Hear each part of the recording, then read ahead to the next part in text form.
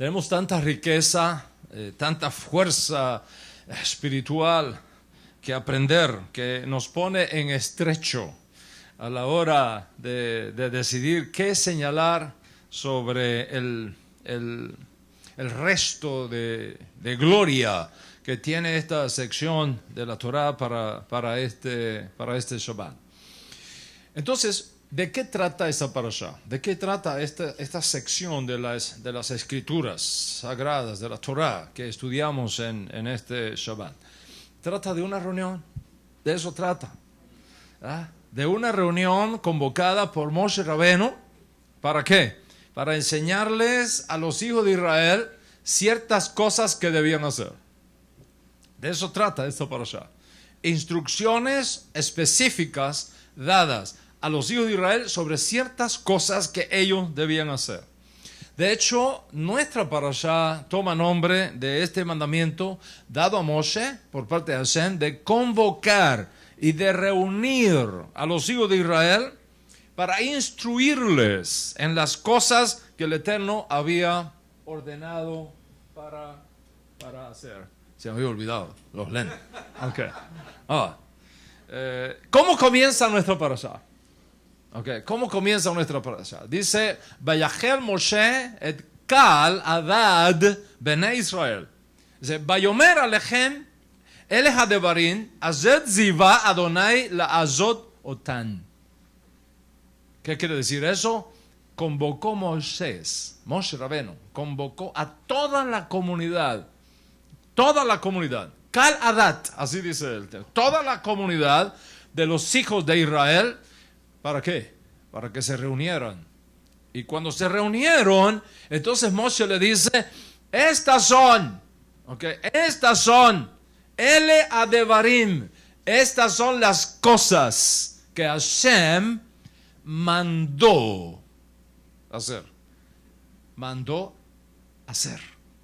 Entonces vienen todas las cosas que había que hacer en relación con la construcción del Mishkan, del Mohel, del Moel Kadosh, la carpa sagrada, el santuario, el tabernáculo en el desierto. Y entonces la parashá nos dice lo que hicieron los hijos de Israel.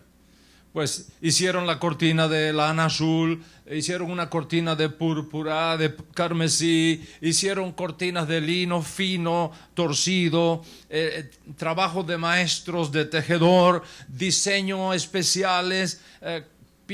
Bueno, es algo asombroso la descripción detallada que tenemos ahí en cuanto a la construcción del Mishkan. La lista sigue con todas las cosas que hicieron. Y aquí está el tema que vamos a tratar en esta parashá. Una de las más importantes preguntas, que se hicieron los antiguos viene alrededor de la idea de hacer. La idea de hacer. Piensa, por ejemplo, en el concepto tan importante que es en el judaísmo, el concepto de la emuná, de la fe. Por ejemplo, el profeta Habacuc dice, el justo vivirá por la fe. El justo vivirá por emuná, por la fe. Sin embargo, eso no fue lo que enseñó Moshe Rabenu. Moshe Rabenu enseñó, el hombre que haga estas cosas vivirá por ellas. El hombre que haga estas cosas vivirá por ellas.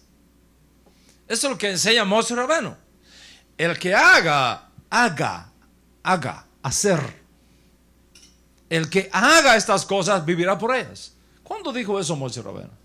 Moshe Rabenu dijo eso 14 siglos antes del nacimiento de Yeshua. Habacuc, el profeta judío Habacuc, surge en la historia 7 siglos después de Moshe Rabenu. 7 siglos después de Moshe Rabenu aparece el profeta Habacuc.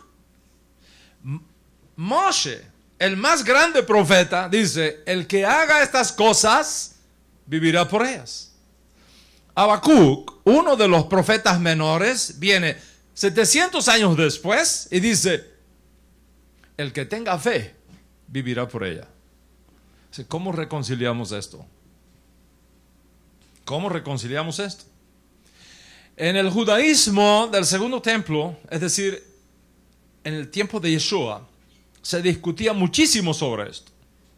Cuando uno sigue la enseñanza de Yeshua, como aparece en Hasofeja Malhuti Leve David, cuando uno sigue las enseñanzas de Yeshua aquí, uno se da cuenta que Yeshua es pro Moshe Rabbeinu.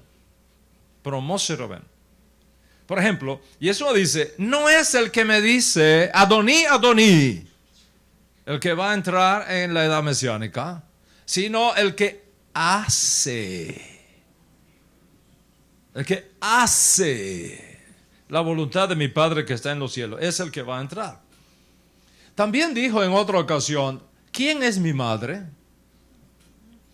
¿Y quiénes son mis hermanos?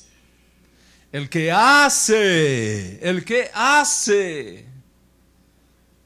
¿Qué dijo Moshe Rabbeinu? El que haga estas cosas vivirá por ella. Ahora viene Yeshua, 14 siglos después de Moshe Rabbeinu, y sigue diciendo lo mismo. El que hace la voluntad de mi Padre, ese es mi hermano, esa es mi hermana, esa es mi madre.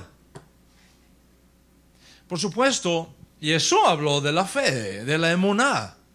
Yeshua enseñó el que tenga fe como un grano de mostaza, es muy pequeñito, como un grano de mostaza, le va a decir a este monte, quítate de aquí, se echa al mar y va a ser así. Y lo que tú digas creyendo, eso es lo que tú vas a recibir. Sin embargo, Yeshua enfatizó la acción primero y la fe después. Para Yeshua, como para Moshe, la acción viene primero que la fe. Y la fe debe siempre seguir la acción.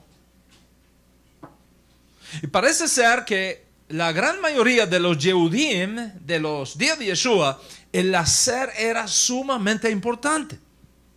Por ejemplo, un joven judío se le acerca a Yeshua y le dice, maestro, ¿qué debo hacer? ¿Qué debo hacer? Hacer para entrar en el mundo por venir. No le dijo, ¿qué debo creer para entrar al mundo por venir? Le dijo, ¿qué debo hacer para entrar en el mundo por venir? La respuesta de Yeshua a esta pregunta de este Yehudí es exactamente la de Moshe Rabbeinu. ¿Qué debes hacer? Guarda los mandamientos. Lógico. Guarda los mandamientos. Los mandamientos tú sabes. ¿Y los remite a dónde? A los 10 mandamientos, que son representativos de todos los mandamientos. No asesinarás, no hurtarás, honra a tu padre, honra a tu madre. ¿Qué respuesta dio el chico? ¿Qué más me falta por creer? No. ¿Cuál fue la respuesta? ¿Qué más me falta por hacer? Por hacer. No por creer, por hacer. Y entonces Yeshua le dice, una cosa te falta por hacer. Por hacer. No por creer, por hacer. Y ustedes conocen el resto de la historia. En otras palabras, para Yeshua el hacer es críticamente importante. Por supuesto, la fe también. Pero pareciera que para el maestro el hacer viene primero que el creer. Yeshua nos está diciendo que cuando tú comienzas a guardar los mandamientos de los cuales tú eres responsable, te vendrá la fe.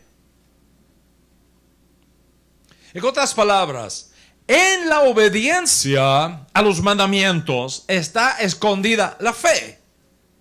Y cuando comienzas a hacer sobre la base de los mandamientos, la chispa de la fe que está escondida en el mandamiento como que salta y se apodera de tu alma y entonces tienes emuná.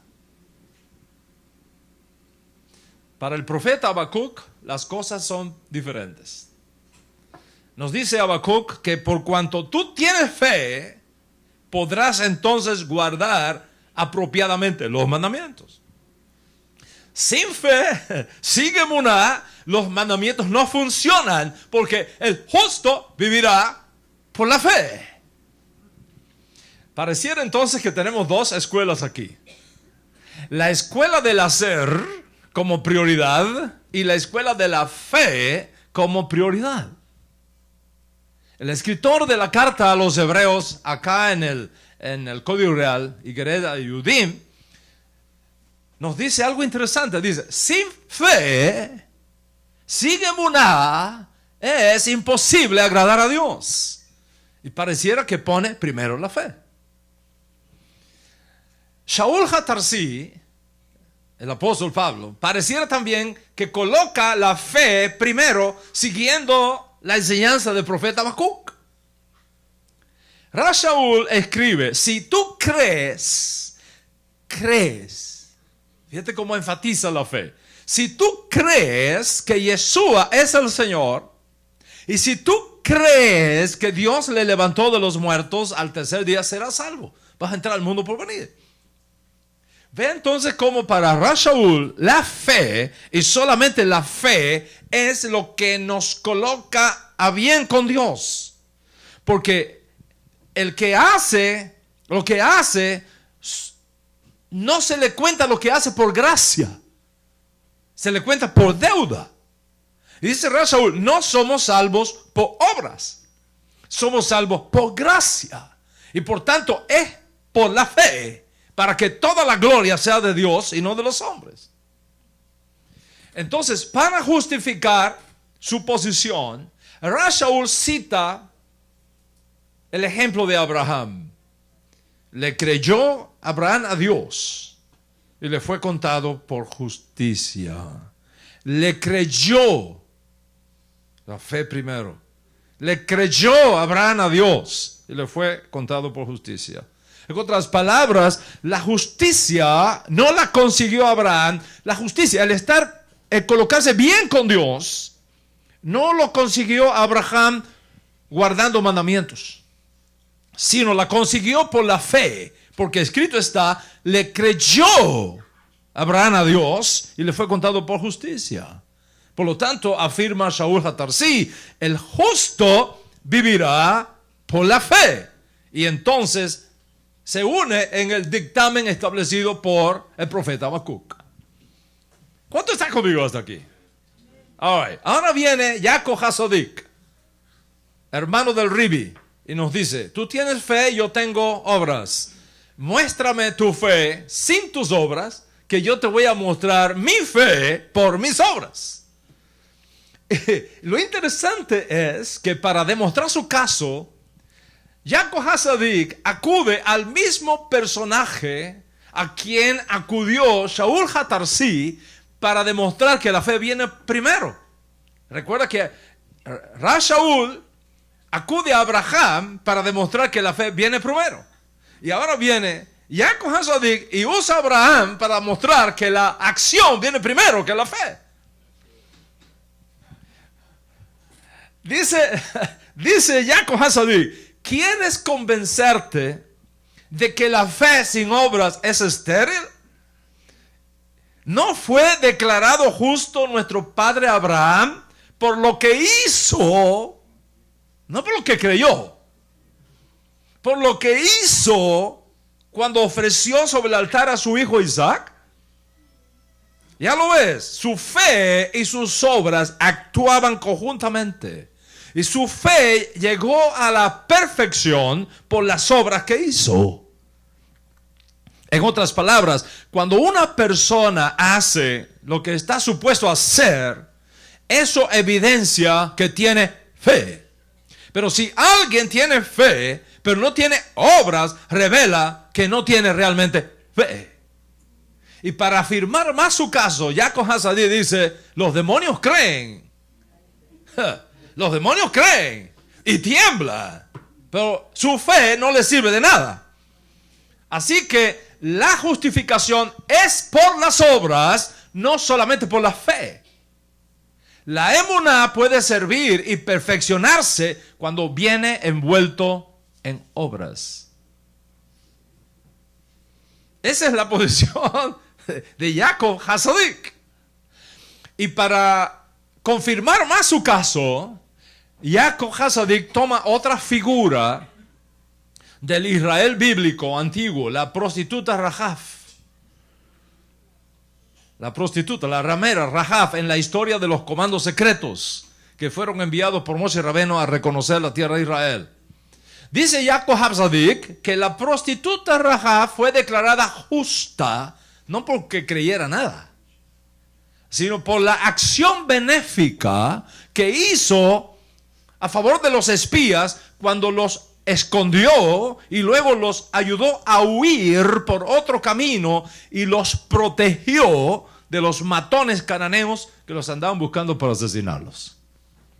Y en ese contexto, dice Jacob Hasadik, la fe sin obras está muerta. Por lo tanto, las obras vienen primero que la fe.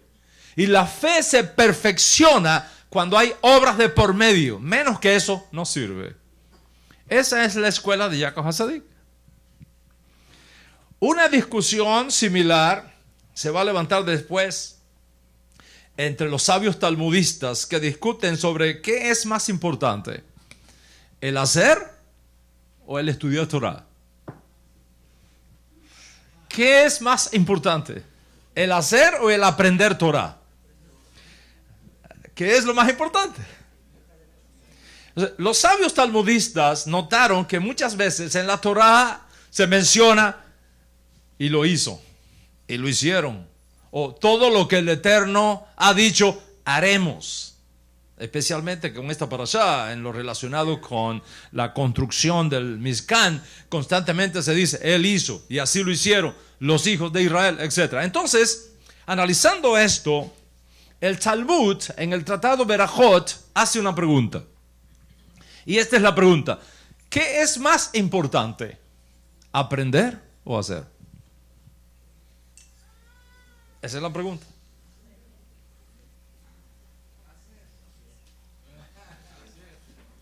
¿Qué es más importante, aprender o hacer? La respuesta que nos ofrece allí en el Tratado de Berajot, el Talmud, es: lo más importante es aprender.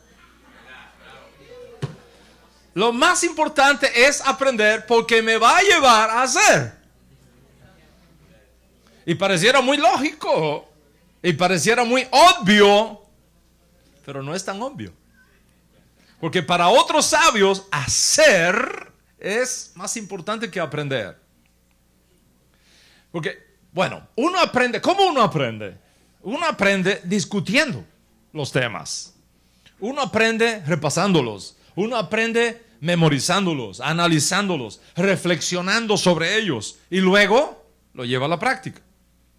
Por tanto, los sabios del Talmud, en el Tratado Berajot, afirman que lo más importante es discutir un asunto, aprenderlo bien, y entonces eso nos va a llevar a la acción correcta.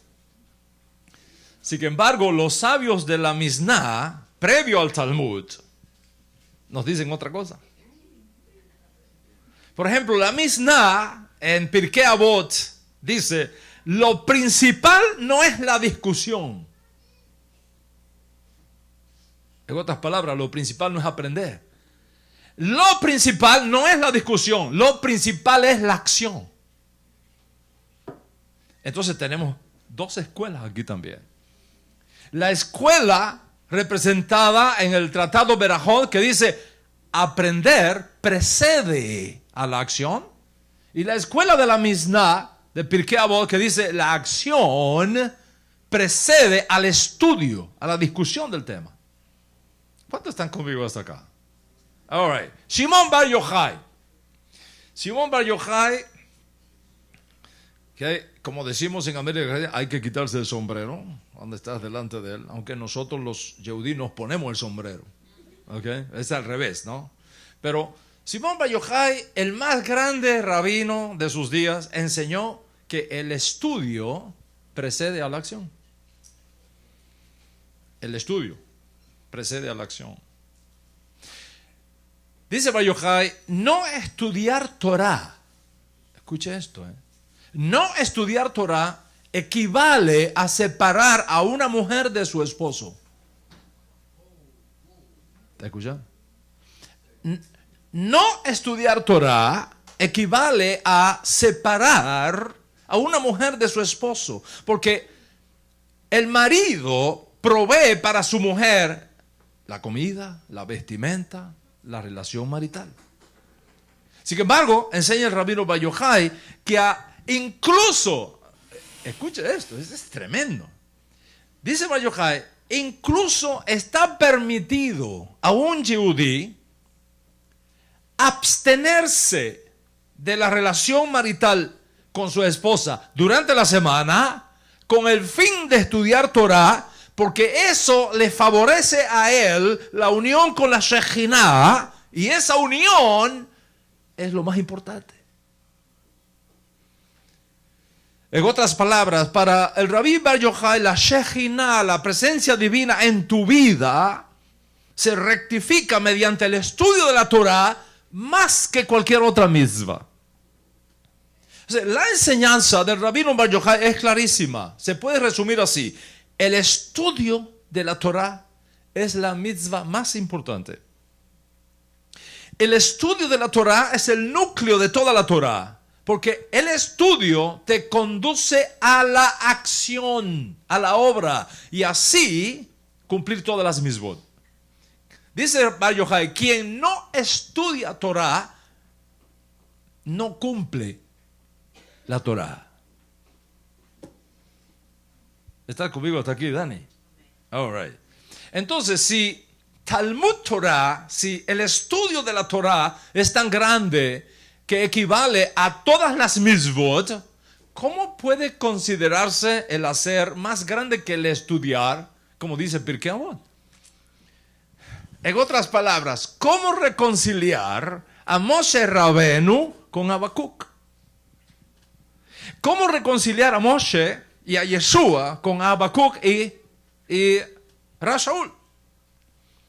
O para hacerlo más completo aún, ¿cómo reconciliar a estos tres gigantes de Israel, Moshe Rabenu, Yeshua HaMashiach y Jacob HaSadik, que ponen la acción primero y la fe después, con estos otros tres grandes, Habacuc, Shaul de Tarsí y el escritor de Igeret Ibrin, que ponen la fe y por extensión el análisis intelectual de las cosas primero que la acción?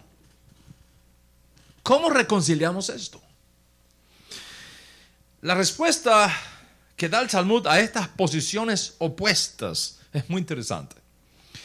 Por ejemplo, los sabios talmudistas discutían la posición de dos grandes gigantes de Torah que existieron una generación previa a Yeshua. Se llamaron Shammai y Hillel. Shammai y Hillel estaban en desacuerdo casi en todo. Casi en todo. Y eran dos grandes maestros de Torah. El Talmud, solamente el Talmud registra 350 discusiones halágicas donde no estaban de acuerdo. Lo que Shammai permitía, Hillel lo prohibía. Y lo que Hillel permitía, Shammai lo prohibía. Es interesante que en Jerusalén, cerca de la calle Ben Yehuda, donde estuvimos en este último viaje que hicimos, es obligado estar en la calle Ben Yehuda, por supuesto. Justo antes de llegar a Ben Yehuda, moviéndote del oeste al este, te encuentras con una calle que se llama Hillel. Y sigues caminando, y la próxima es Shammai. Se tienen las dos calles en paralelo. Como que la discusión sigue en pleno siglo XXI, ¿no? O sea, ¿cómo es posible que Shammai esté en lo cierto y que haya sido dirigido por Ruach HaKodesh en un asunto, y al mismo tiempo, sobre el mismo asunto, otro gigante, guiado también por Ruach HaKodesh, diga otra cosa totalmente contraria? ¿Cómo reconciliamos eso? ¿Cómo reconciliamos que Moshe Rabenu diga, el que hace estas cosas vivirá por ellas, y luego venga el profeta Habacuc y diga, el que crea vivirá por ellas, porque el justo vivirá por la fe? ¿Cómo reconciliamos esto? Sobre el tema de las contradicciones entre Shammai y Hillel, la respuesta que dieron los sabios del Talmud es súper interesante. El dictamen está clarísimo. La respuesta es: ambas son palabras del Dios viviente. Ambas son palabras del Dios viviente. ¿Ambas? ¿Cómo así si son totalmente opuestas? ¿Cómo? Si son totalmente opuestas. Eso me recuerda una historia que hago siempre. Los que no se lo saben se ríen, pero los que se lo saben se ríen también, por favor. Me ayudan un poquito, ¿ok?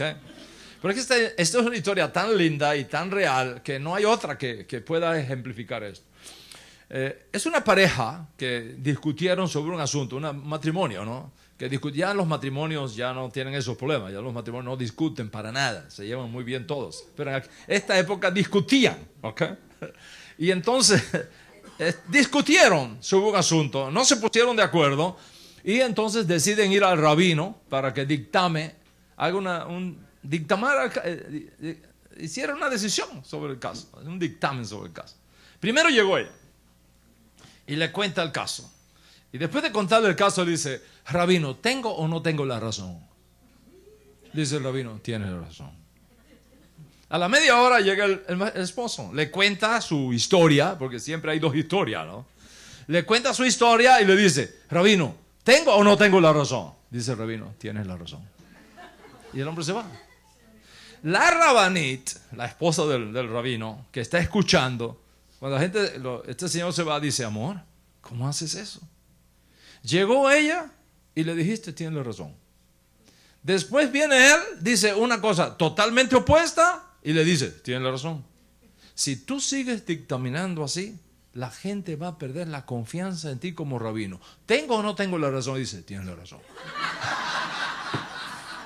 Todo el mundo tiene la razón. Okay. ¿Cómo se explica esto en el judaísmo? Moshe, tú dices: el que haga estas cosas vivirá por él. Tienes la razón, Moshe. Viene Habacuc: el que crea vivirá por eso. Tienes la razón, Habacuc. ¿Cómo hacemos? ¿Cómo se explica esto en el judaísmo? La respuesta es que la Torah tiene 70 rostros. En otras palabras, dependiendo del contexto, es cómo se aplica la ley. ¿Te escuchan? Dependiendo del contexto, es cómo se aplica la ley. Las palabras de Hillel y los dictámenes de Hillel aplican en esta edad presente, donde hay tanta debilidad humana. Y por ello, los dictámenes de Hillel son tan generosos. Las palabras del Rabbi Shammai van a aplicar en el contexto de la edad mesiánica, cuando estemos libres del Yetzer Hará, y entonces podremos hacer las cosas estrictamente como manda la ley, y por eso sus dictámenes son tan exigentes. Entonces, el contexto determina cuál ley aplica y cómo aplica. Quiere decir, un contexto fue el de Moshe Rabbeinu, y por lo tanto, el que haga estas cosas, el hombre que haga estas cosas, vivirá por ella. Otro contexto fue el de Shaul HaTarsi. Si tú crees en tu corazón que Yeshua es el Señor, y si tú te creyeres en tu corazón que Dios le levantó de los muertos al tercer día, vas a ser salvo. Porque con el corazón se cree para justicia y con la boca se confiesa para salvación. En el contexto de la esterilidad de Sara, le creyó a Dios Abraham. Le creyó a Dios Abraham y le fue contado por justicia. En el contexto de la quedá, de la atadura de Isaac, y vio Dios lo que hizo Abraham y le fue contado por justicia. ¿Qué quiere decir esto? Vamos a explicar porque esto es sumamente importante. Cuando hay ciertas cosas que tú debes hacer, y cuando hay ciertas cosas que tú puedes hacer, la acción precede a la fe. Y la fe se perfecciona en la acción. Pero cuando hay ciertas cosas que ya tú no puedes hacer, porque están más allá de tu capacidad para hacer, entonces la fe precede a la acción. Y la fe es perfeccionada en ella misma. Abraham ¿Qué le dijo Dios a Abraham? ¿Qué le dijo? Mira las estrellas y cuéntalas.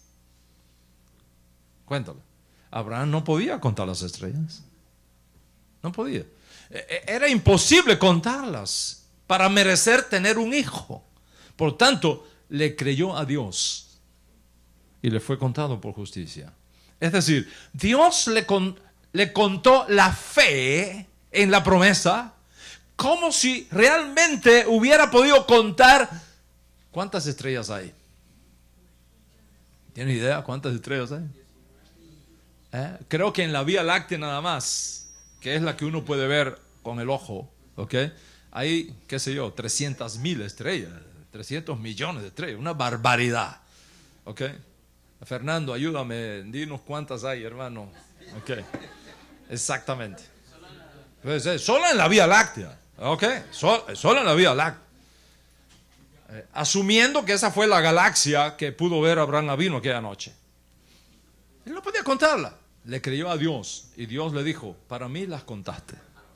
Le contó por justicia. Pero en el caso de la quedad, de la atadura de Isaac, Abraham sí podía hacerlo. Sí podía hacerlo y lo hizo. Y entonces su acción le fue contado por justicia. Cuando Shaul Hatarsi dice, con el corazón se cree para justicia, lo está haciendo en un contexto de no judíos que no tienen pacto, que no tienen promesa, que no tienen al Dios de Israel, que estaban privados de estos mandamientos. Pero desde esa perspectiva, cuando no hay algo que podamos hacer, la fe se nos cuenta por justicia. En el caso del Yehudí, que tiene pactos y que tiene mandamientos, su acción le es contada por justicia. Por lo tanto, dice Rav Shaul, no son los oidores de la ley, los justos ante Dios, sino los hacedores de la ley, los justos ante Dios, los que van a ser justificados. De ahí que Yeshua dice, no he venido a llamar a Sadiquín, que no requieren hacer teshuvá. He venido a llamar a los que están constantemente violando la Torah para que hagan teshuvá. Entonces, no significa que Yeshua sea apropiado para unos y no para otros, pero explica el orden de los mandamientos en el contexto apropiado para que se pueda definir qué mandamientos pueden o no aplicar. Así que cuando el Talmud afirma ambas son palabras del Dios viviente, nos está dando una de las claves más poderosas y más inteligentes para tratar con el tema de las aparentes contradicciones en la Torah y entre los grandes maestros de Torah. Por tanto, Moshe tiene la razón y Habacuc tiene la razón. Ambos son palabras del Dios viviente. ¿Cuál es la clave? La clave radica en comprender lo siguiente. Cuando se trata de mandamientos que podemos hacer, la acción precede a la discusión. Cuando se trata de mandamientos que están más allá de nuestra capacidad para hacer, entonces la fe precede a la acción. Quiere decir, habrá momentos cuando estudiar Torah es más importante, como dicen los sabios del Talmud. Y habrá momentos cuando lo más importante es la acción, como expresa Pirkei Avot. ¿Cuántos están conmigo hasta aquí? Okay. Hay momentos donde lo más importante es la oración, pero hay momentos donde lo más importante es la acción. El pueblo de Israel está frente al Mar Rojo. Los egipcios vienen de atrás porque el faraón le cambió la mente y los va a llevar otra vez a la esclavitud. Moshe no sabe qué hacer y va a Dios y le dice, ¿qué hago? ¿Y cuál es la respuesta de Dios? ¿Por qué clamas a mí? Dile al pueblo que marche. Si hay momentos en tu vida en que no puedes orar, tienes que hacer. Pero hay momentos en que tienes que orar y después hacer. Vamos a mirar un caso práctico y ustedes decidan por ustedes mismos qué es lo más importante en ese contexto. Si discutir, analizar y estudiar un mandamiento o hacerlo. ¿Están conmigo hasta aquí? Ok. Un padre anciano, con su voz debilitada en su lecho, llama a sus hijos que están en otra habitación, dice: ¿alguien puede traerme un vaso de agua? Imagínate el entorno. Tu padre anciano, ya no sé, está muy debilito, tiene sed, y dice: ¿alguien me puede traer un vaso de agua? ¿Qué hicieron los hijos? Empiezan a discutir. El hijo mayor está listo para entrar en acción, pero sus dos hermanos lo desafían y le dicen: ¿por qué deberías tú tener el honor de conseguirle un vaso de agua a papá? Y él le responde: porque yo soy el mayor y tengo por lo tanto ese honor. Los otros dos discutieron que encontrar una manera más justa de decidir. Mientras tanto, el padre vuelve a pedir un vaso de agua. ¿Alguien me puede traer un vaso de agua? Los muchachos siguen analizando el asunto. Entonces, los dos más jóvenes proponen que la misma, el honor de llevarle un vaso de agua a papá, sea subastada. Subastada. Como se hace en una sinagoga, ¿no? Para una aliyá. Déjame explicar un poquito esto para que entendamos la cosa.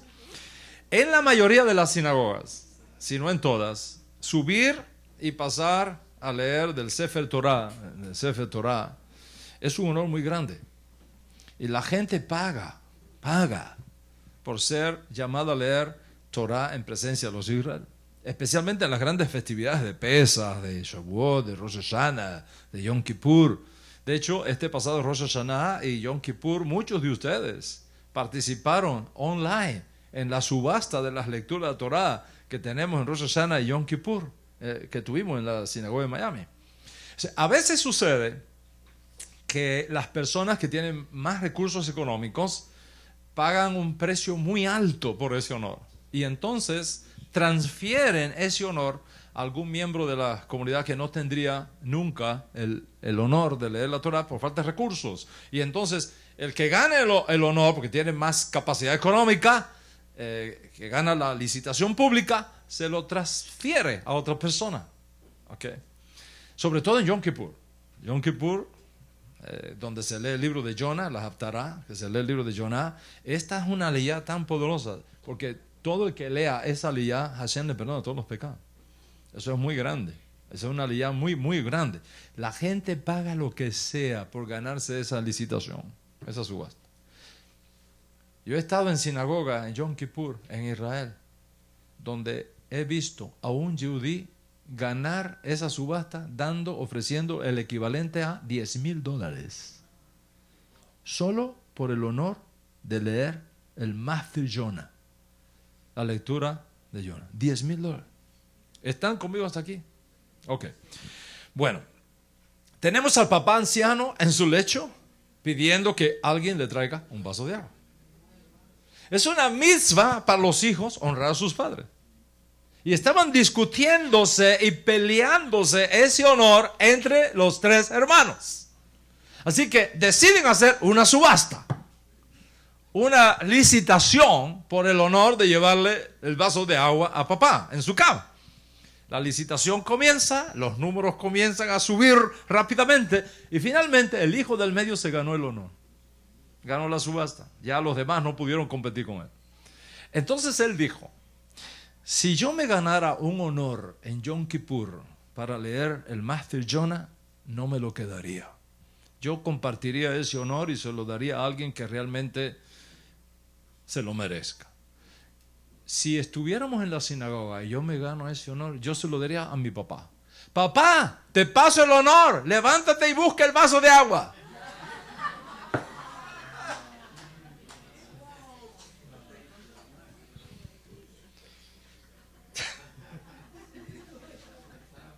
¿Ah? Pues por supuesto, la analogía es absurda. Es absurda, yo lo sé.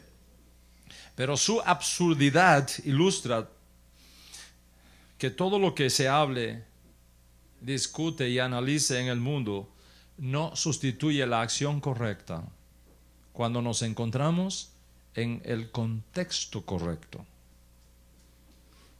Observa algo importante. En el caso de nuestra parashá, las instrucciones de construir el Mizkan vinieron después del pecado del becerro de oro.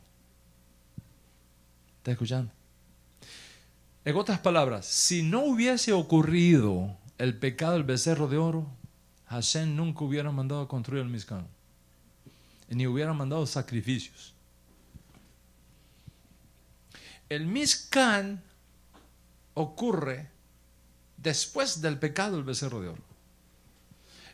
¿Qué quiere decir eso? Quiere decir que construir el Ohel, construir la tienda de Dios en el desierto, era un aspecto del proceso de rectificación nacional para corregir el horrible pecado del becerro de oro. De aquí surge entonces un veredicto. Si algo hiciste mal, ¿está escuchando? Si algo hiciste mal, será por medio de algo que hagas bien, lo que rectifique lo que hiciste mal.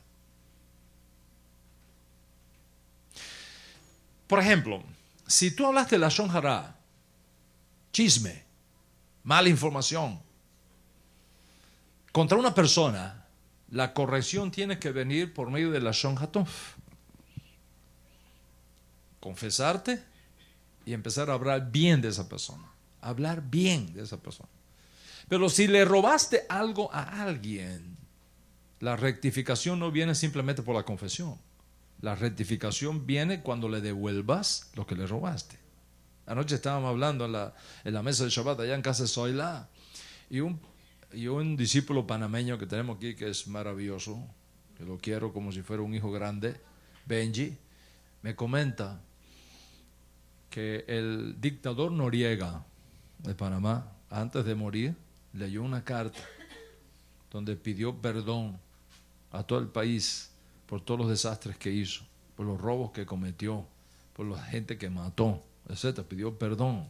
Yo le pedí perdón a Dios. Perdón a Dios. Eso está bien. Pero yo le hice a él la pregunta, ¿y robó todo, devolvió todo lo que se robó? Porque si no devolvió todo lo que robó, eso no sirve. No hay rectificación. Si le robaste algo a alguien, la rectificación no viene simplemente por la confesión. La rectificación va a venir cuando le devuelvas a esa persona lo que tú le robaste. Así lo entendió Mardokhai, cuando le dijo a su gente, si yo he defraudado a alguno, se lo devuelvo con el 25% de interés por encima.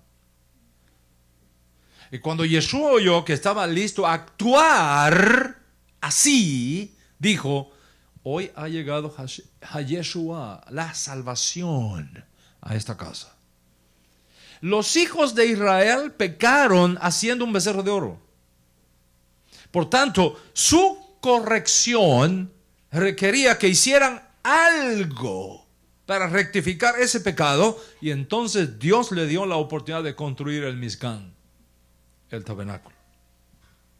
La construcción del tabernáculo era la manera de rectificar el pecado de la construcción del becerro de oro.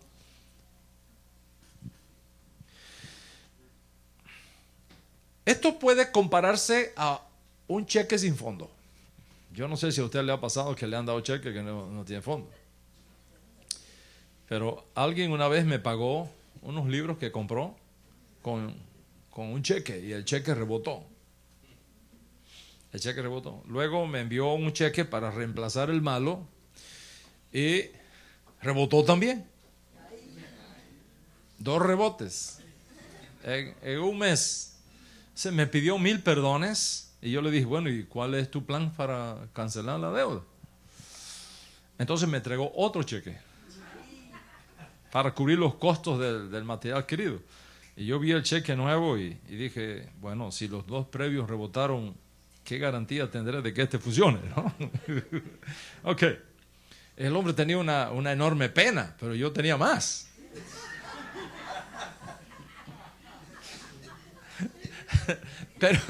Pero esto ilustra una gran verdad. ¿Cuál es la verdad? Las acciones son como el dinero que tú tienes en el banco. y tus palabras son los cheques que tú escribes. Si cuando tú entregas un cheque no tienes suficientes fondos en el banco, va a rebotar. Tus palabras serán tan valiosas según sean los fondos que tengas en el banco. En otras palabras, a menos que lo que tú digas esté respaldado por la acción, se vuelve estéril, vacío, sin mayor sentido. ¿Cómo demuestras que tú amas a tu esposa?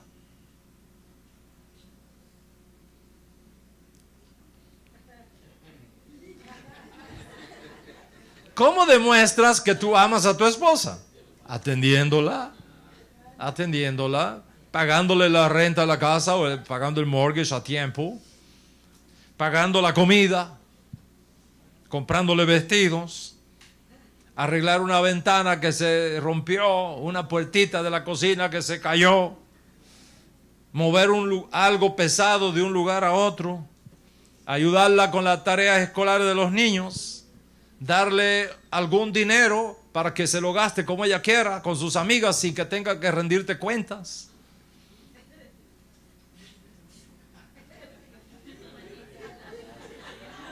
Entrar al closet, mirar la ropa y decir, amor, estás repitiendo mucho los vestidos, aquí tienes, ve y cómprate más vestidos.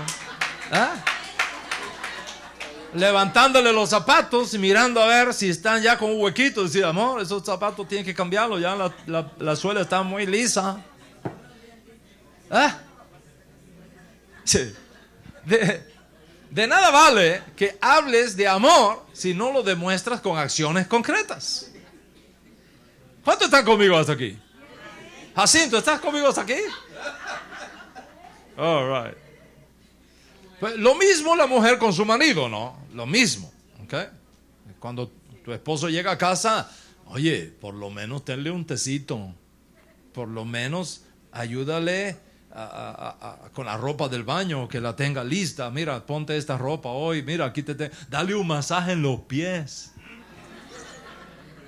¿Ah? Lo mismo los padres con los hijos. Lo mismo los hijos con los padres. Lo mismo los amigos con los amigos. De la misma manera nosotros con Dios. Porque así hace Dios con nosotros. ¿Cómo le demostramos a Dios que lo amamos? ¿Hablando de Él o haciendo lo que nos manda hacer? Tus acciones son tu dinero en el banco. Tus palabras son los cheques. Es importante emitir el cheque siempre y cuando tenga respaldo en el banco. ¿Cuánto entienden lo que estoy hablando? Miren, los milagros suceden cuando tú tienes dinero en el banco.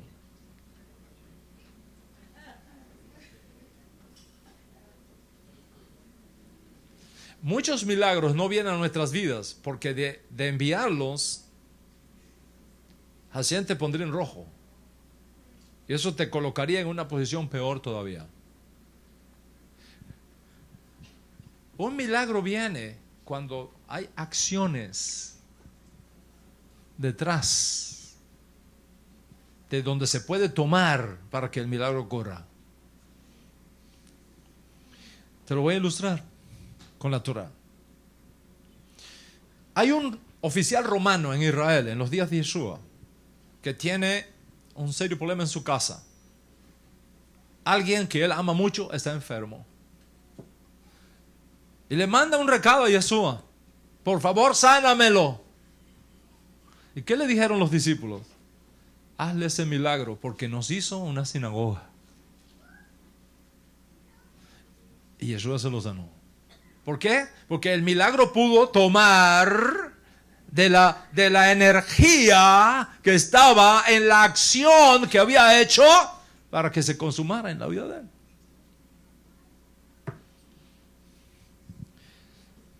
Entonces, ¿podemos emitir cheques? Sí. Asegúrate que tenga respaldo en el banco.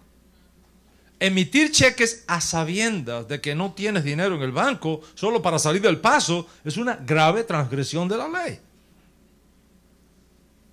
Cuando pecamos contra una persona, escuche esto bien, Cuando pecamos contra una persona, dañamos la confianza mutua. El pecado del becerro de oro fue una ruptura en la confianza mutua entre Dios e Israel, Israel a Dios. Y la confianza no se reconstruye rápidamente, requiere tiempo, con acciones que van reconstruyendo esa confianza. No puede ser exigido o esperado rápidamente. La mayor prueba de que el arrepentimiento de los hijos de Israel por el pecado del becerro de oro fue sincero se demuestra en su disposición de construir el Mizcán en el desierto. Así que viene el arrepentimiento, pero tiene que ir el fruto digno del arrepentimiento, es decir, la acción correspondiente. Bajalel Moshe et Kal Adad Ben Israel. Y así convoca Moshe a los hijos de Israel para que se reúnan y les dice: estas son Ele Adebarim, estas son las palabras que Hashem mandó hacer. Azot otan. A ustedes. ¿Qué es lo que significa esto? Que la acción viene primero cuando el contexto lo exige. Y cuando está en nuestra capacidad humana para hacerlo. En el evento que haya algo que tú no puedas hacer por ti mismo, entonces la fe viene primero. En ese contexto. Y cuando la fe viene primero, en ese contexto que tú no puedes hacer, tu fe te es contada por justicia. ¿Cómo aplica esto en el caso de Yeshua? El contexto exige que en cuanto a Yeshua, la fe tome precedencia sobre la acción. Y por tanto, las palabras de Habacuc, el profeta judío, vienen a nuestro favor para decirnos: el justo vivirá por la fe. ¿Por qué? Porque Yeshua, escucha bien, escucha bien. Yeshua no murió para perdonarte el pecado de la Lashon Hará. Yeshua no murió por el chisme que hiciste rodar de tu hermano o de tu hermana. El pecado de la Lashon Hará se perdona entre nosotros mismos. No metas a Yeshua en eso. Porque Yeshua no murió por eso. El propio Yeshua enseñó: cuando tú estés orando, perdonad. Si tuvieres queja contra alguno, perdonad cada uno de corazón a su hermano su ofensa. Porque si tú no perdonas a tu hermano sus ofensas, tampoco Hashem te va a perdonar las tuyas. Suponte que un hermano le gritó a la mujer, marido, ¿no? Le gritó a la mujer, la ofendió, la avergonzó en público. ¿De qué vale que venga Dios y le diga: por favor, Señor, perdóname por haber ofendido a mi esposa? ¿Sabe lo que Dios le va a decir? No venga a mí. No venga a mí. Vete a donde tu esposa, pídele perdón por haberlo ofendido. Llévale un ramo de flores y un boleto para 2 en un crucero por 3 días. Y no vuelvas a ofenderla. Caso cerrado. Caso cerrado. No necesitamos a Yeshua para eso, porque ninguna de estas cosas fueron las razones reales por las que Yeshua sufrió y murió la forma que murió. ¿Cuánto entiende lo que estamos hablando acá? Entonces, ¿por qué murió Yeshua? ¿Por qué murió Yeshua? Yeshua no murió por ningún tipo de transgresión que tuviese perdón en la ley de Moisés. Tienes que entender esto, es muy importante. Posiblemente esta sea la clase más importante de todo el año hebreo que va rodando. Esta clase. Yeshua no murió por ningún tipo de transgresión que tenía perdón según la ley de Moshe. Todo lo que por la ley de Moshe es perdonable, por la ley de Moshe es perdonado. Y todo lo que por la ley de Moshe no es perdonable, por la ley de Moisés de Moisés, nunca podrá ser perdonado. ¿Está escuchando? Voy a repetirlo otra vez. Todo lo que por la ley de Moshe puede ser perdonado, perdonado será. Todo lo que por la ley de Moisés no puede ser perdonado, quedará sin perdón.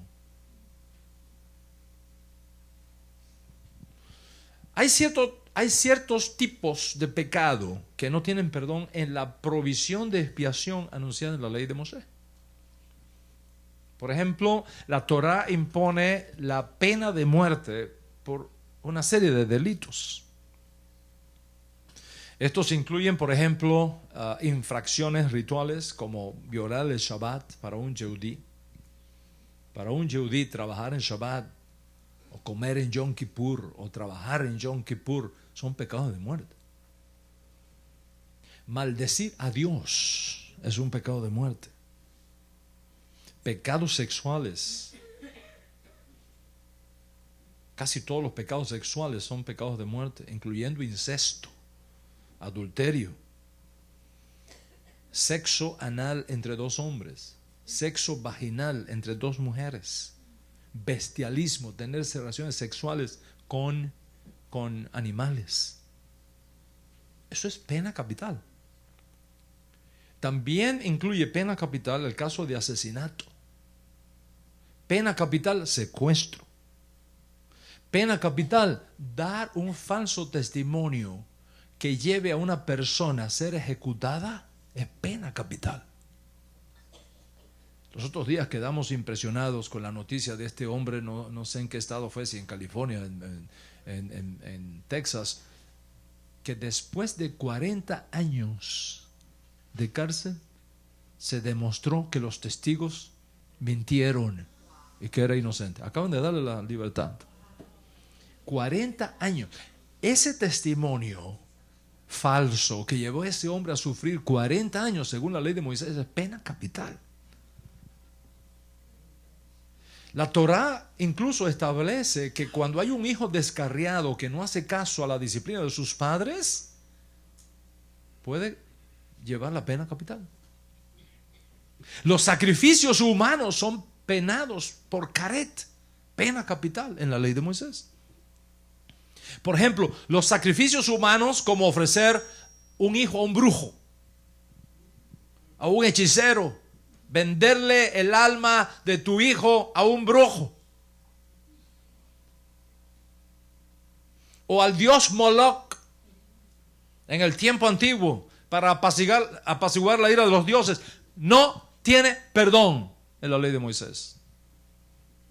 La única provisión que tiene la ley de Moshe para estos casos es caret, pena capital. Abraham vivió en una época donde sacrificar los hijos a los dioses, quemándolos en un altar, era una práctica muy común y muy difundida. Cuando Dios le pidió que sacrificara a su hijo y luego lo impide, fue para demostrarle que esa práctica era totalmente inaceptable para el Dios a quien él servía. Abraham entendió que el Dios a quien él servía, el Dios que sacaría a su pueblo, el Dios que sacaría a su pueblo de sus entrañas, no acepta sacrificios humanos. Por tanto, no hay sacrificios de perdón en la ley de Moisés para el que comete esta transgresión de sacrificios humanos para servir a los dioses, como el moloquismo en los días de Abraham. La única provisión que tiene la ley de Moshe para estos casos es caret. Caret significa cortar. Cortar la raíz espiritual de la persona, no podrá entrar nunca en el mundo por venir. Todo lo que es penado por caret es pena capital en la ley de Moshe. No tiene perdón, no tiene justificación. Y son precisamente estos pecados los que nos impiden entrar al mundo por venir. Porque la paga de esos pecados es la muerte, es caret. Corte del alma de su raíz espiritual, condenación perpetua. Estos pecados que no tienen perdón en la ley de Moshe caen en una categoría especial de pecados llamado en hebreo fesha en singular o feshaim en plural. Cada vez que te encuentras en la Biblia hebrea fesha o pesha o feshain o peshain, es una referencia a esos pecados que no tienen perdón en la ley de Moshe. En el Código Real está escrito: si alguno viere a su hermano cometer pecado que no sea de muerte, pedirá y Dios le dará vida. Pero eso es para el que comete pecado que no sea de muerte. Porque hay pecado de muerte y por ese no se puede pedir. ¿Está oyendo? Cuando hay pecado de muerte, ni siquiera se le puede pedir a Dios. Los sabios antiguos encontraron 36 pecados de muerte que están enumerados en un tratado talmúdico llamado Yomá, que son penados por caret, que no pueden ser expiados por ninguna provisión de la ley de Moshe. Ni siquiera en Yom Kippur son perdonados. Ni siquiera en Yom Kippur. De hecho, Yom Kippur no está ni siquiera diseñado para perdonar este tipo de pecado. O sea, no solamente Yom Kippur no lo perdona, Yom Kippur no está diseñado para tratar con esos pecados. En Yomá 20 folio A se discute muchísimo sobre esto y se revela que, por ejemplo, y aquí hay un punto importante, el nombre Hasatán en hebreo, la gematría de Hasatán en hebreo es 364. Lo cual, según los sabios talmúdicos, es una alusión a los 364 días del año cuando el Hasatán tiene permiso para acusarte de tus pecados, para acusar a Israel y al mundo de sus pecados. Y estas acusaciones que hace directamente el Hasatán son como una sombra negra muy densa que obstaculizan que la luz divina se revele en el mundo. Y como el año tiene 365 días, la gematría de Hasatán, que es 364, insinúa entonces que hay un día en el año cuando el Hasatán no tiene permiso para acusarnos, y según los sabios talmúdicos, ese día es Yom Kippur.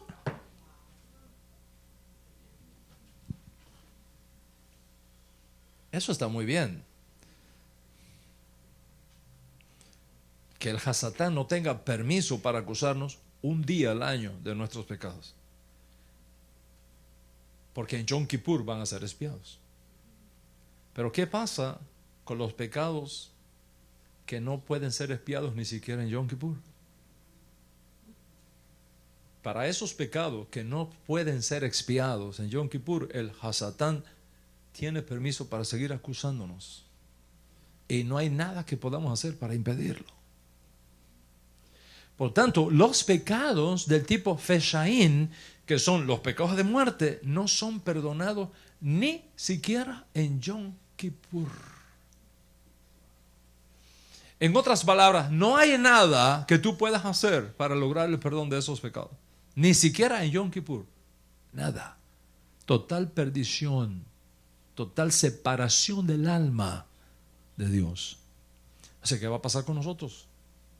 Porque ¿quién de nosotros no ha cometido alguno de esos pecados alguna vez? Idolatría, fornicación, adulterio, bestialismo, moloquismo, asesinato de un ser humano en cualquiera de sus etapas, sea un bebé no nacido o un anciano en sus días finales en esta tierra, violación pública del Shabbat en el caso de un judío, y para usted de contar. Ninguno de estos pecados, preste atención, ninguno de estos pecados identificados como Feshaim o Peshaim en la Torah, que son penados por Karet, ninguno tiene perdón en la ley de Moisés. Y no hay nada que tú puedas hacer para expiar por ellos. Nada. ¿Cuál es entonces el único escenario posible para nosotros? El único escenario posible para nosotros es Habacuc. La fe. Porque cuando hay ciertas cosas que definitivamente no podemos hacer, creerle a Dios es nuestro último recurso. Y cuando así hacemos, Dios nos cuenta esa fe como justicia. ¿Y qué es lo que tenemos que creerle a Dios? ¿Qué es lo que tenemos que creerle a Dios en relación con los pecados de muerte con los cuales no podemos hacer nada? Porque no hay forma de expiarlos. ¿Qué es lo que tenemos que creerle a Dios? Vamos a ver lo que dice el profeta Isaías en el capítulo 59 de su profecía, verso 20. Preste mucha atención lo que dice el profeta Isaías. Dice, Ubá Lezion, va a venir a Sion, Goel, un redentor. Ul Shavé, de Shabua, Ul Shavé, de los que se arrepientan, Pesha. ¿Escuchaste esa palabra? Ubá Lezion Goel, Ul Shavé Pesha, de los que se arrepientan de los pecados de muerte. Ubá Lezion, vendrá a Sion, Goel, un redentor. Ul Shavé, para los que se arrepientan de Pesha, de los pecados de muerte, los pecados penados por Caret, los que no tienen perdón en la ley de Moisés. Ubá Lezion Goel, Ul Shavé Pesha be Yaakov, en Jacob, Neun Adonai, afirma Hashem. Entonces, ¿cuál es la solución de Dios? La solución de Dios para esos pecados que no tienen perdón en la ley de Moisés es que enviaría un Goel, un redentor a Sion, a favor de los que se arrepientan de los pecados que no tienen perdón en la ley de Moisés. La pregunta es, ¿quién es ese Goel? ¿Quién es ese Goel que se encargará de atender este tipo de transgresión? ¿Quién es ese Goel? La respuesta que nosotros te damos es el Mashiach sufriente. Ese es el Goel. El Mashiach sufriente. El Mashiach ben Yosef. El Mashiach es sacerdotal. Él es ese Goel.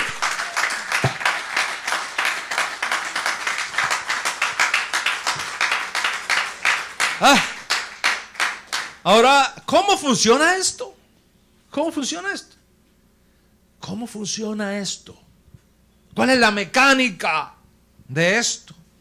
La respuesta nos la da otra vez el profeta Isaías en el capítulo 53 de su profecía, cuando hablando de el siervo sufriente de Hashem, en el capítulo 53, el pasuk 5, el verso 5 de su profecía dice, Vehu, pero él, Mejolal, herido fue, mi peshaenu. ¿Está escuchando? Mi peshaenu, por nuestras transgresiones. ¿Qué transgresiones? Peshaenu, nuestros pecados castigados por Caret en la ley de Moisés, que no tienen perdón. Observa bien y presta atención, porque el destino eterno de tu alma cuelga de esto. No es cualquier cosa lo que estamos hablando hoy acá. Es el destino de tu alma, de tus hijos, de tu descendencia, de la casa de Israel y del mundo. Cuelga de esto.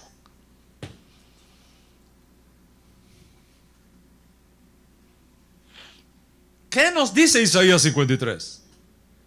Isaías 53 viene hablando de un siervo de Adonai a quien sus propios líderes de su pueblo no le hacen caso, no lo toman en serio. Como aquella otra escritura que dice: la piedra que desecharon los edificadores, Hashem la transformó en Rosh Piná, en piedra del ángulo. Isaías 53 está hablando de un siervo sufriente con su rostro desfigurado por los golpes recibidos. Está hablando de un siervo sufriente afligido. Está hablando de un siervo sufriente destrozado. Está diciéndonos que este sufrimiento no es por algo que él merezca. No es por algo que él haya hecho malo, sino que fue herido por nuestros pecados de muerte. Mi peshaenu. Los pecados que no tienen perdón en la ley de Moisés. Y está diciéndonos que por sus heridas nosotros recibimos sanidad. Esto es tan sagrado que estoy hablando, que por favor asegúrese, lo que está en la puerta, que nadie entre a interrumpir. Y que la atención de nadie se vaya por algún ruido o algo. Mire que su teléfono, por favor, esté pagado.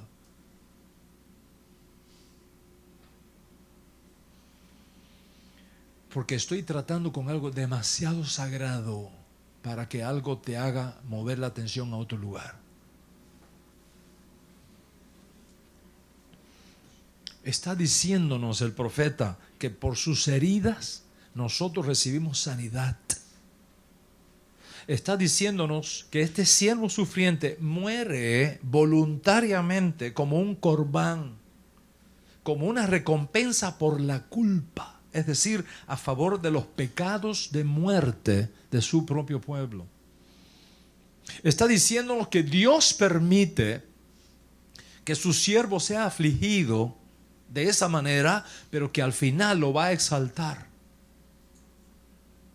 Mientras que sus sufrimientos en el proceso va a traer perdón y expiación a favor de los que se arrepientan de ese tipo de pecados. La pregunta es: ¿quién es este siervo sufriente de Hashem? ¿Quién es este siervo sufriente de Hashem a quien Dios hizo responsable de nuestros pecados de muerte que no tienen provisión de perdón en la ley de Moisés? La respuesta que nosotros te damos es: Mashiach es ese siervo sufriente. Mashiach es ese siervo sufriente. Mashiach. Mashiach, el Mashiach sufriente, el Mashiach ben Yosef, el Mesías sacerdotal. El mismo Goel que se nos promete más adelante a favor de los hijos de Israel que se arrepientan de este tipo de pecado, que no tienen perdón ni en Yom Kippur siquiera, como ya he explicado. Hashem hizo responsable a su siervo sufriente de nuestros pecados de muerte. Y esa fue la razón suprema por la cual Yeshua muere y finalmente colgado en un madero. Quiero decir, no fue su muerte. No fue por algo malo que él haya hecho. Él estuvo dispuesto a hacerse responsable delante de Dios por nuestros pecados de muerte. Atención, la muerte de Yeshua no fue un sacrificio humano. Lo aleno. Porque eso está prohibido por Hashem, como ya hemos visto. La muerte de Yeshua no fue un sacrificio humano. La muerte de Yeshua no fue un sacrificio. La muerte de Yeshua fue martirio. No confundas eso. Fue martirio. Alguien que voluntariamente y por amor está dispuesto al sufrimiento más terrible y morir por Kiddush Hashem. Por Kiddush Hashem, por el honor de Dios, por el honor de su Torah, por el honor de su promesa para que no caiga a tierra. Y al mismo tiempo, por amor y sustitución de otro que no califica, porque es reo de muerte por haber cometido pecado de muerte. Y eso es lo que aprendemos del profeta Yeshayahu, del profeta Isaías. ¿Cuántos están conmigo hasta aquí? Ahora viene el profeta Daniel. El profeta Daniel nos revela que la causa de la destrucción de Jerusalén y la causa de nuestros males es precisamente por este tipo de pecados. Daniel 8. Voy a leer para ustedes los versos 12 y 13. Daniel 8, versos 12 y 13 dice: por la rebeldía de nuestro pueblo, ¿está escuchando? Por la rebeldía de nuestro pueblo, su ejército echó por tierra la verdad y quitó el sacrificio diario. En fin, ese cuerno hizo y deshizo. Escuché entonces que uno de los santos hablaba y otro le preguntaba: ¿cuánto más va a durar esta visión del sacrificio diario? ¿Cuánto más va a durar la rebeldía desoladora de la entrega del santuario y de la humillación del ejército? Y aquel santo me dijo: va a tardar 2300 días con sus noches. Después de eso se purificará el santuario. Observa, por la rebeldía de mi pueblo. ¿Cuál es el pueblo de Daniel? No es Colombia, no es Cuba, no es Dominicana, no es Nicaragua, no es Estados Unidos ni España. El pueblo de Daniel es nuestro pueblo judío. No hay otro pueblo. ¿Y cuál es la rebeldía? Porque dice, por la rebeldía de nuestro pueblo. ¿Cuál es la rebeldía? Dice el texto: ve para allá. ¿Está escuchando? Ve para allá. Ve para allá. ¿Qué cosa es para allá? Los pecados de muerte. Luego se pregunta el profeta: ¿cuánto más va a durar esta visión del sacrificio diario? Y dice: ¿cuánto más va a durar la rebeldía desoladora? ¿Qué cosa es la rebeldía desoladora? ¿Qué es la rebeldía desoladora? Ustedes que están allá en Israel, que tienen acceso al texto hebreo, que se lo leen como si fuera el periódico, lo pueden ver con sus propios ojos. Be'a Pesha, eso es lo que dice. Be'a Pesha. Después lo puedes buscar. Be'a Pesha. ¿Qué cosa es Be'a Pesha? Los pecados que no tienen perdón en la ley de Moisés. El profeta judío dice, Daniel dice, por la rebeldía de nuestro pueblo. El profeta Isaías dice, por la rebelión de mi pueblo. ¿Quién es el pueblo de Daniel? El pueblo judío. ¿Y quién es el pueblo de Isaías? El pueblo judío. ¿Por qué te digo esto? Porque en este mundo de la era digital y de la informática, vas a escuchar voces, si no la has escuchado ya, que te van a decir que el siervo sufriente de Isaías 53 no es el Mesías, sino que es Israel. Te lo va a escuchar, te lo van a decir por ahí. No, eso es una mala interpretación de ellos. Te van a decir que Isaías 53 no es una referencia al Mesías, sino a Israel como siervo sufriente, por cuyos sufrimientos Dios repara el pecado del mundo. Te van a decir eso.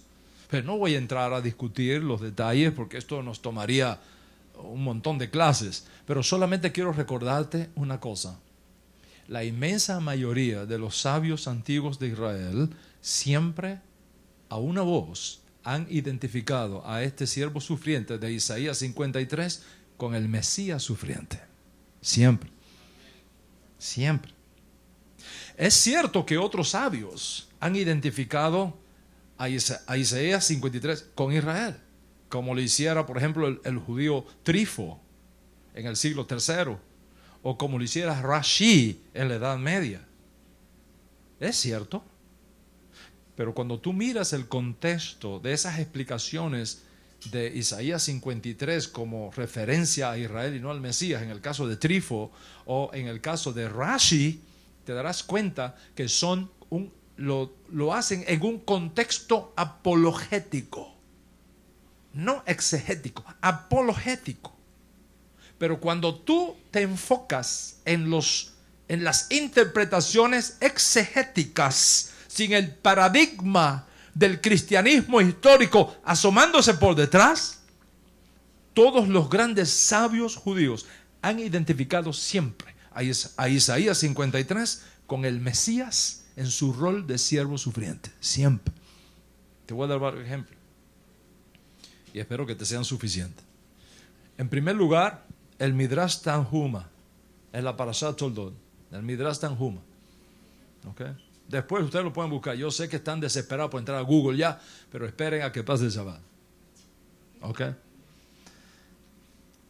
Las cosas que te voy a decir son verificables. Son fuentes que tú puedes verificar.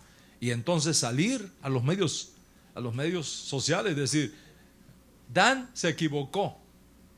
Eso no lo dice ese texto.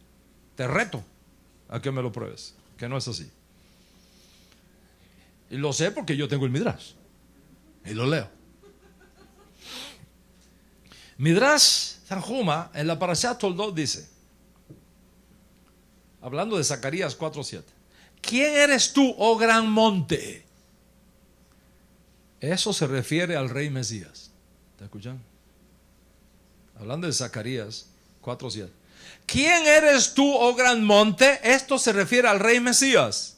¿Y por qué lo llama la gran montaña? Dice, porque él, el Mesías, porque él es más grande que los patriarcas. ¿Está escuchando? El Mashiach es más grande que los patriarcas. Como se dice, mi siervo será alto y levantado y puesto muy en alto. Aquí viene la cosa. Toda roba. ¿Ok? Fíjese bien, mi siervo será alto y levantado y puesto muy en alto. ¿Dónde se dice eso? Que mi siervo será exaltado y puesto muy en alto. Isaías 53. Isaías 53. Y una vez identificado al Mesías con Isaías 53, continúa el Midrash diciéndonos que el Mesías será más grande que Abraham. Será más grande que Moshe. Y que será más levantado, más alto aún que los ángeles ministeriales. Y dice, ¿y de quién sale? ¿De quién sale? ¿De quién sale ese Mesías? Ese gran monte, responde el Midrash, sale de David. Sale de David. Ahora, el Midrash Tanhuma no es el Nuevo Testamento. Es un documento judío que nada tiene que ver con el Nuevo Testamento. Y sin embargo, afirma que el siervo de Isaías 53 es el Mesías que será exaltado más alto que Moshe, que los patriarcas e incluso que los ángeles. ¿Cuántos están conmigo hasta acá? Amén. Te voy a dar otro ejemplo, el Talmud babilónico. ¿Qué dice el Talmud babilónico de Isaías 53? ¿Con quién identifica el Talmud babilónico al siervo de Isaías 53? En el tratado talmúdico Sanedrín, el folio 98b, dice, el Mesías, ¿cuál es su nombre? Los rabinos dicen, el leproso. Los de la casa de Rabí dicen, el enfermo. Como está escrito, ciertamente él ha llevado nuestras enfermedades. ¿Y dónde está escrito eso? En Isaías 53. Es decir, hay rabinos en los días talmúdicos que afirmaban que el Mesías es el siervo sufriente en Isaías 53 que lleva nuestras enfermedades. Porque esa frase, ciertamente él ha llevado nuestras enfermedades, solo se encuentra en un lugar y es en Isaías 53. ¿Cuántos están conmigo hasta aquí? Te he presentado dos testigos, pero te voy a dar otro más. ¿Quién es el siervo sufriente de Isaías 53? Te voy a citar el Targum de Jonathan Ben Uziel. El Targum, la traducción aramea de este capítulo, que es atribuida al rabino Jonathan Ben Uziel, un discípulo de Hillel que vivió a principios del siglo II. Comienza su versión aramea del texto hebreo de Isaías 53 de la siguiente manera. Voy a aclarar algo. Un targum es una traducción al arameo del hebreo para explicar en arameo de quién se está hablando realmente en el hebreo. Ok. Mire cómo el Targum de Jonathan Ben Uziel traduce Isaías 53. He aquí mi siervo, el Mesías, prosperará.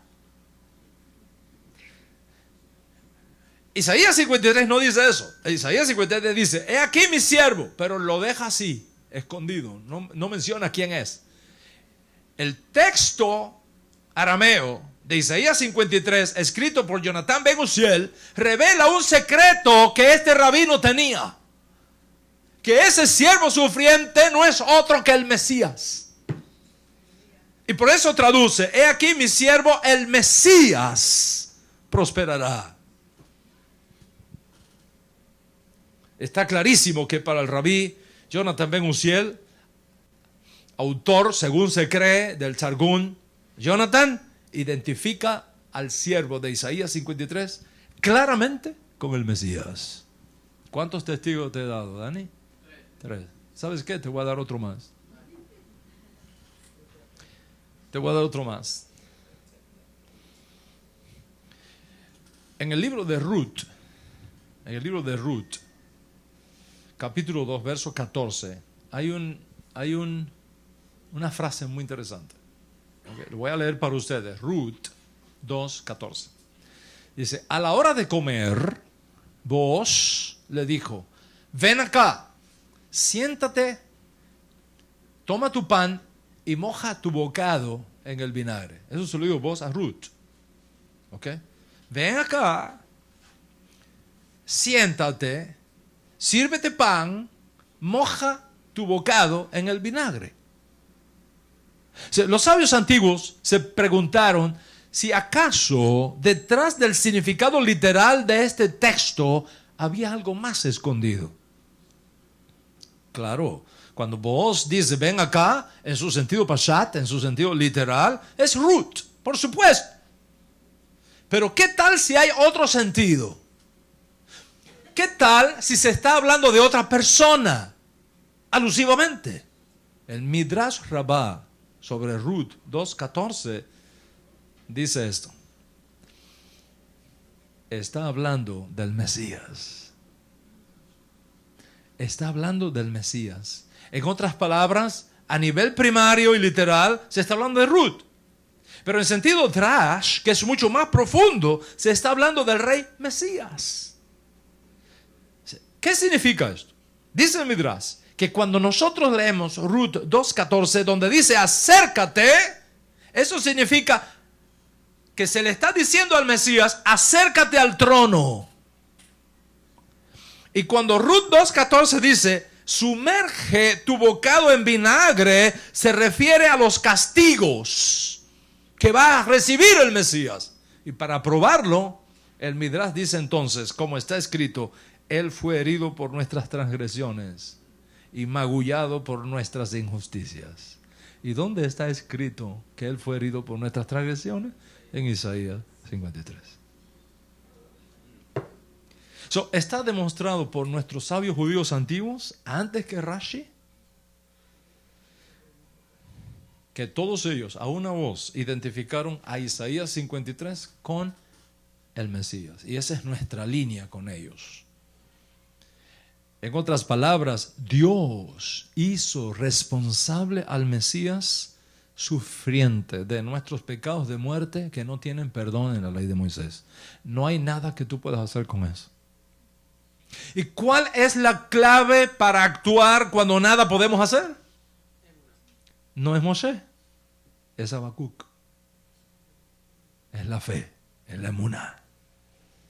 En otras palabras, cuando ciertas cosas están más allá de nuestra capacidad humana para hacer, ¿qué es lo que tiene que entrar en acción? La fe. La fe. Y cuando le creemos a Dios, esa fe nos es contada por justicia, exactamente como sucedió con Abraham. Vino y le creyó a Dios y le fue contado por justicia. ¿Y qué es lo que tienes que creerle a Dios para que te sea contado con justicia en relación con tus pecados de muerte? ¿Qué es lo que tienes que creerle a Dios? Lo que tienes que creerle a Dios es que el Mesías, su Mesías, es el Goel.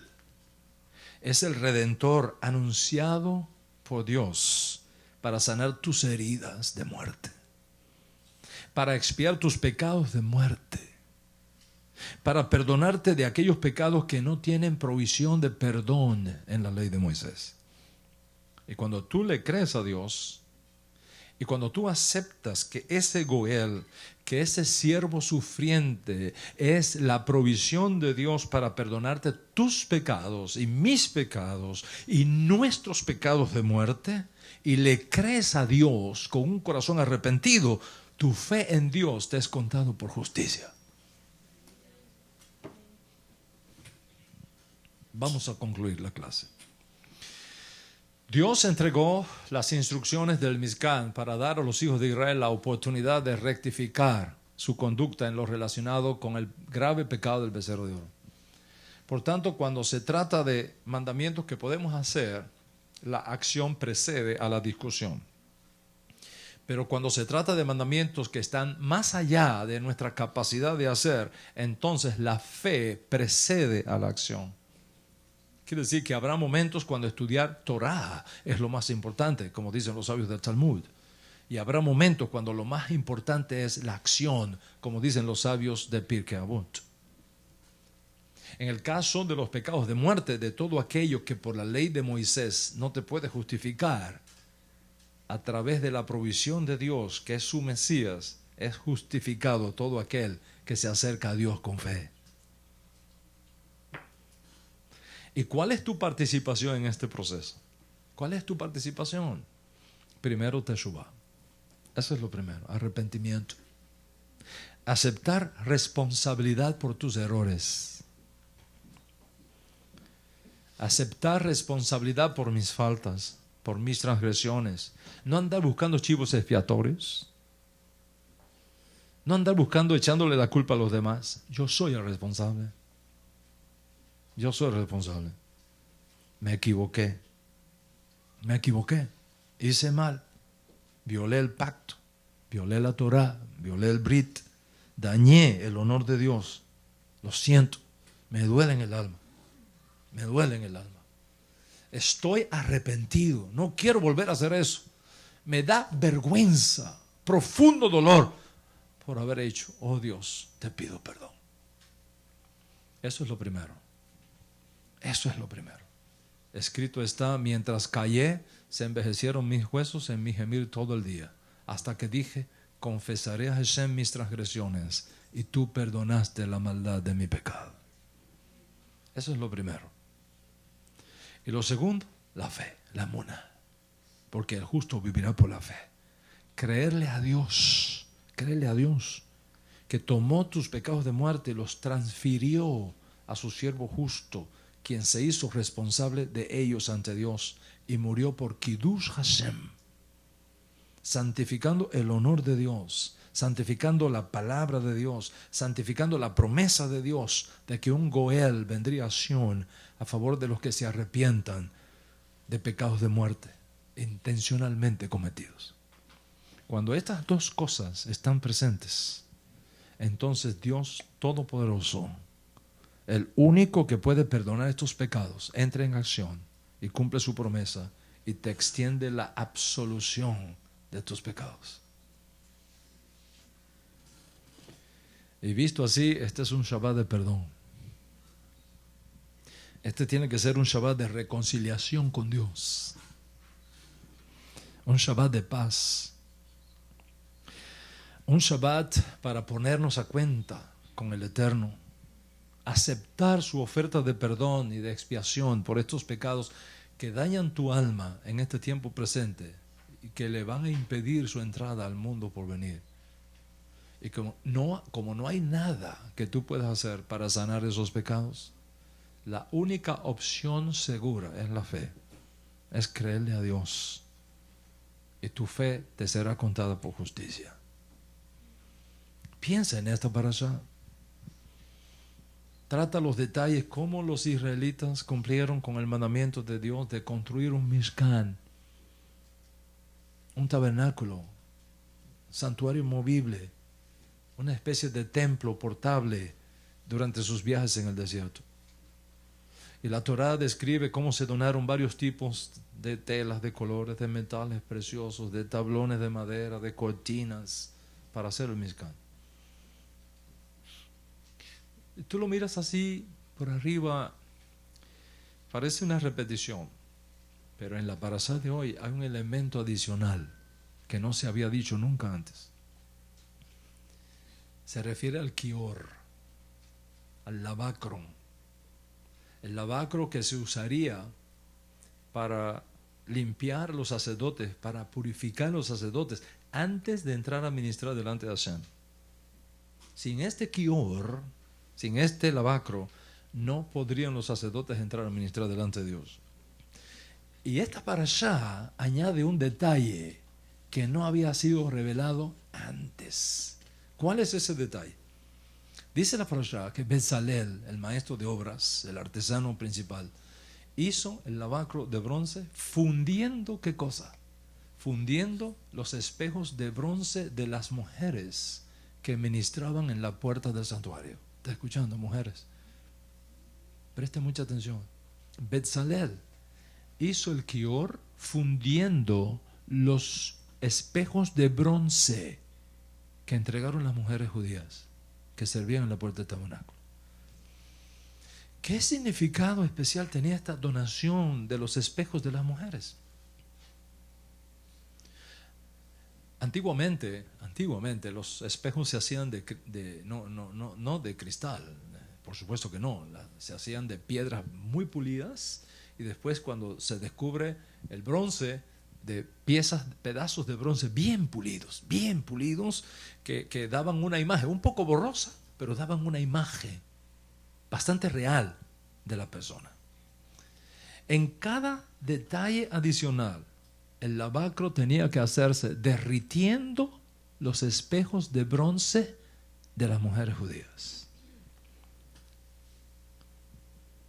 ¿Qué misterio hay aquí? ¿Por qué? Dice el Midrash que Moshe no quería recibir esos espejos. Moshe no los quería recibir. ¿Por qué? ¿Por qué Moshe no quería recibirlos? Porque provenían de objetos que fueron usados en Egipto para embellecer a la mujer a fin de conquistar a los hombres. Y a Moshe le pareció un poco extraño tomar algo tan banal para hacer algo tan sagrado. Y no tenía duda si aceptarlo. Rashi cita un midrash en que Dios le dice a Moisés: no dudes en tomarlos, porque son más agradables para mí que el resto de las donaciones que los hijos de Israel han hecho. ¿Está escuchando? Dios le dijo a Moisés: acepta esos espejos de bronce de las mujeres, porque me son más agradables que el resto de las donaciones. ¿Cómo podemos entender esto? El Midrash cita a las mujeres diciéndole a Moshe Rabenu: Dios puede testificar acerca de nosotras que no nos manchamos cuando salimos de Egipto. ¿Qué quiere decir eso? No nos manchamos cuando salimos de Egipto. ¿Qué es lo que está detrás de todo eso? Voy a explicar lo que está detrás para que entendamos la profundidad de lo que estamos hablando acá. Moshe tenía profunda desconfianza en esos instrumentos de belleza de la mujer, en esos cosméticos. Acuérdate que Moshe se crió en Egipto. Moshe sabía cómo las egipcias usaban los espejos de bronce para conquistar a los hombres. Formaba parte del sistema de adornos femeninos de conquista.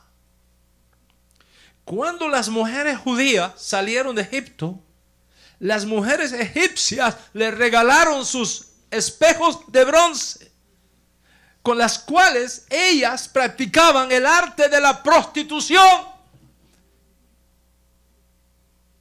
religiosa.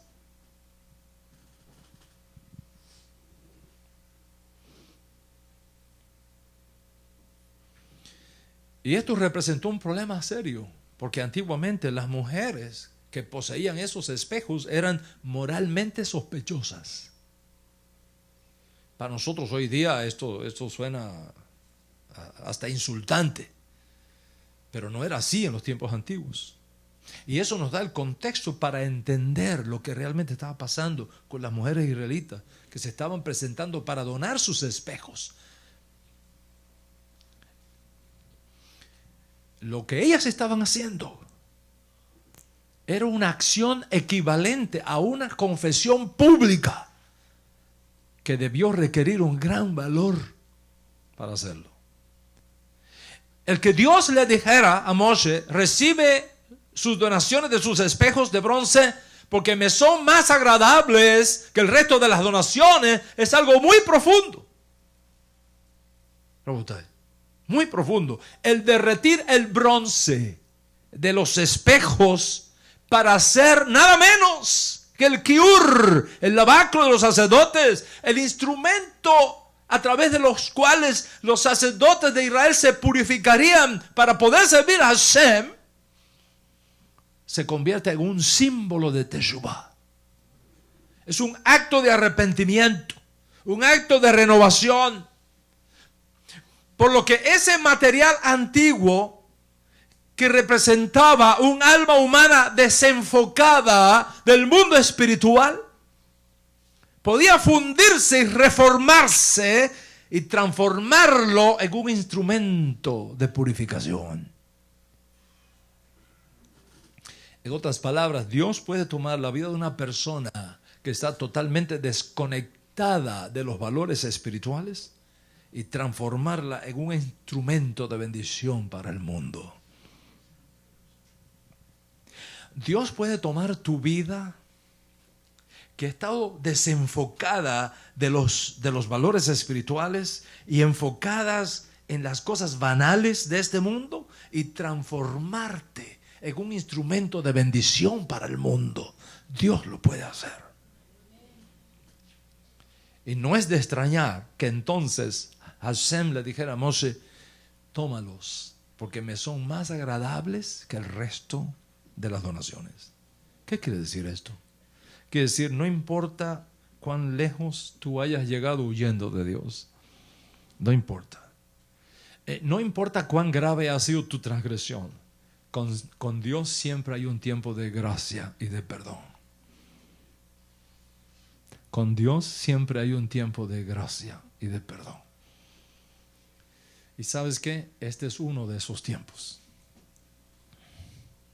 Hoy es un momento propicio para decirle a Dios: he pecado contra ti, he hecho lo malo delante de tus ojos, merezco ser azotado, merezco ser apedreado, merezco ser magullado, merezco ser colgado de un madero. No hay nada que yo pueda ofrecerte como cofer, como expiación por mi pecado, absolutamente nada. Solo me queda una cosa, Hashem, y es confiar en ti. Confiar en ti, creer en lo que has prometido, volverme de mi mal camino hacia ti, y estoy dispuesto a hacerlo. Yo creo que tú eres bueno y misericordioso, y como el Padre se compadece de los hijos, así tú te compadeces de los que te temen. Este es un tiempo de gracia propicio para decirle a Hashem: ten piedad de mí, oh Dios. Ten piedad de mí, conforme a la multitud de tus piedades. Borra todas mis rebeliones, sana todas mis heridas, pero no con sufrimientos, no con enfermedades, no causando que vengan sobre mí calamidades o plagas, no destruyendo mis empresas, no haciendo que vaya a la bancarrota. Por favor, no haciendo que pierda mi trabajo. Ten piedad de mí. Concédeme el perdón de todos mis pecados. Sana mi alma. Dame tu paz. Y hazlo por los méritos de tu siervo sufriente, quien por Kiddush Hashem, por el honor de tu nombre, estuvo dispuesto a sufrir para que yo pudiera obtener tu perdón y tu expiación. Y tú puedes decirle hoy: Hashem, yo creo eso. Yo creo en tus profetas. Creo en tus promesas. Recibo esas promesas en mi alma, para bien, para vida y para paz. Y cuando tú haces eso, ocurre un milagro en tu vida. Un milagro. Piensa cuántos israelitas trajeron sus donativos para fabricar el Mizkan. Miles, trajeron miles. Vinieron con sus donativos. Pero ¿quién era el único capaz de saber cómo armar el Mizkan? El único era Moshe Rabbeinu. ¿Cuál es la enseñanza? La enseñanza es que tú te tienes que apegar a tu sadik.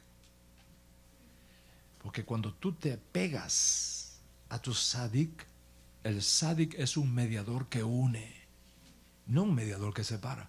Es un mediador que une y toma lo que tú traes y lo eleva a Dios. Y entonces Dios lo acepta. Los Israel trajeron a Moshe todo aquello. Moshe era el único que sabía cómo armar aquello. El único que sabía cómo armar aquello era Moshe Rabbeinu. El único que sabe cómo armar tu vida es Mashiach Hasadik. Él es nuestro Sadik. Él es nuestro Sadik.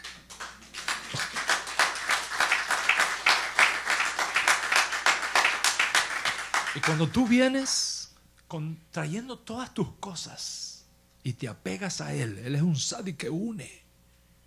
Y así como Moshe Rabbeinu supo cómo armar todo aquello y hacer un santuario para la presencia de Dios, así Él puede tomar hoy tu vida y hacerla un santuario para su presencia. ¿Cuántos entienden lo que estamos hablando acá? Cierra tus ojos un momento, por favor.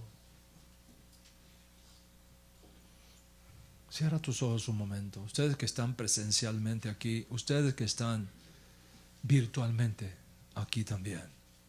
Cierra tus ojos un momento y tráele tu vida a ese Sadik para que Él la arme y la eleve, como hizo Moshe Rabbeinu con todas aquellas donaciones de los hijos de Israel. Por los méritos de ese Sadik, y solamente por eso Hashem te puede perdonar aún tus pecados de muerte.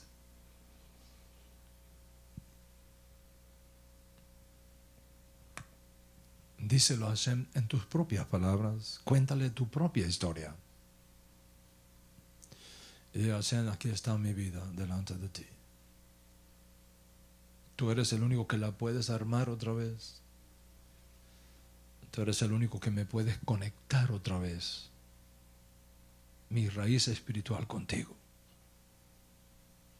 Y hoy te pido que lo hagas. Porque yo creo en tus promesas y en tu provisión.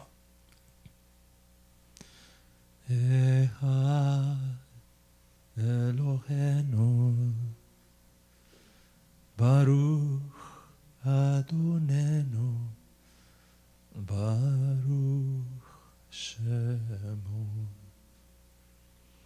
Kadosh Eloheinu Kadosh Adonenu Kadosh Shemu. ¿Quieres cantarlo después de mí? Baruch Eloheinu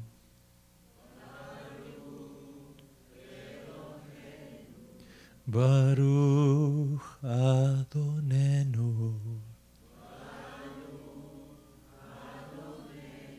Baruch Shemo. Kadosh Eloheinu.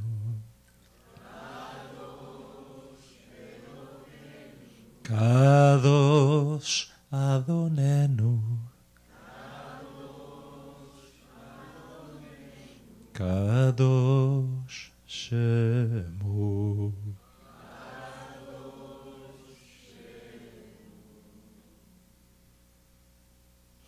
Si así has hecho, hoy será tu Shabbat más hermoso de todo lo que va del año.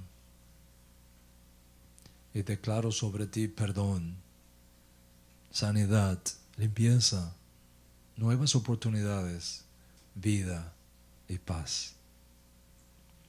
Que la ofrenda que vas a enviar, la sedacá que vas a separar, exprese ese deseo de tu corazón. Shabbat Shalom.